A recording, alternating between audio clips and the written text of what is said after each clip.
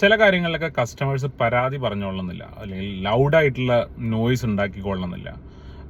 എന്തോ ഒരു ഗ്യാപ്പ് ഉണ്ട്, എന്തോ ഒരു ബുദ്ധിമുട്ട് അനുഭവിക്കുന്നുണ്ട് എന്ന് അവർക്ക് മനസ്സിലാവും. പക്ഷേ എന്താണെന്നുള്ളത് പോലും അവരെ അപ്പം തിരിച്ചറിഞ്ഞോളണമെന്നില്ല. പക്ഷെ നിങ്ങളുടെ കോമ്പറ്റീറ്ററുടെ അടുത്ത് പോയിട്ട്, അല്ലെങ്കിൽ നിങ്ങളുടെ മാർക്കറ്റിൽ തന്നെയുള്ള മറ്റൊരു സർവീസ് പ്രൊവൈഡറുടെ അടുത്ത് പോയിട്ട് നിങ്ങൾ ഓഫർ ചെയ്യുന്നതിനേക്കാളും ബെറ്റർ ആയിട്ടുള്ളൊരു എക്സ്പീരിയൻസ്, നിങ്ങളുടെ സർവീസിലുള്ളൊരു ഗ്യാപ്പ് ഫില്ല് ചെയ്ത സ്മൂത്ത് ആയിട്ടുള്ളൊരു എക്സ്പീരിയൻസ് അവർക്ക് കിട്ടുന്ന സമയത്ത് അവർക്ക് മനസ്സിലാവും ഇത് ബെറ്ററാണ്. ആൻഡ് സബ് കോൺഷ്യസ്ലി അവരൊരു തീരുമാനം എടുക്കും, ഇനി തൊട്ട് ഇവിടെ വരാം, ഈ സർവീസ് യൂസ് ചെയ്യാം എന്നൊരു തീരുമാനം എടുക്കും. അതുകൊണ്ട് തന്നെ it's really useful to have the ability to understand the subtle reactions of your customer. നിങ്ങളുടെ കസ്റ്റമറുടെ വളരെ സട്ടിലായിട്ടുള്ള റിയാക്ഷൻസ് മനസ്സിലാക്കാനുള്ള എബിലിറ്റി നിങ്ങളുടെ സ്ഥാപനത്തിന്, പ്രൈമറിലി അവരോട് ഇടപഴകുന്ന നിങ്ങളുടെ എംപ്ലോയീസിന് ഉണ്ടാവുക എന്നുള്ളത് വളരെ പ്രധാനമാണ്.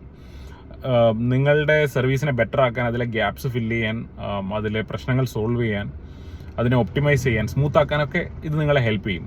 ഒരു ഉദാഹരണത്തിന് നാട്ടിലുള്ള ചില നാടൻ ഹോട്ടലുകളിൽ നമ്മൾ പോയി കഴിഞ്ഞാൽ ചില ബെയറേഴ്സിന് അറിയാം ഒരാൾക്ക് വെള്ളം വേണം എന്നുണ്ടെങ്കിൽ, ചൂടുവെള്ളം, ഒരു ഗ്ലാസ് ചൂടുവെള്ളം വേണം, അല്ലെങ്കിൽ ഒരു ചപ്പാത്തി എക്സ്ട്രാ ഓർഡർ ചെയ്യണം, ഒരു കറി എക്സ്ട്രാ ഓർഡർ ചെയ്യണം.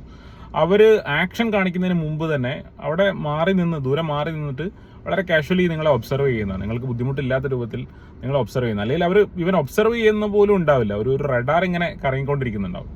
ആ റഡാറിൽ നിങ്ങളുടെ ആവശ്യപ്പെടും. അങ്ങനെയുള്ള ബെയറേഴ്സ് നമ്മൾ കണ്ടിട്ടുണ്ട്. ഇതൊന്നും അല്ലാതെ നമ്മൾ കൈയും കലാശവും കാണിച്ചു കഴിഞ്ഞാൽ ഒച്ച ഉണ്ടാക്കിയാൽ പോലും കേൾക്കാത്ത ആളുകളെ നമ്മൾ കണ്ടിട്ടുണ്ട്.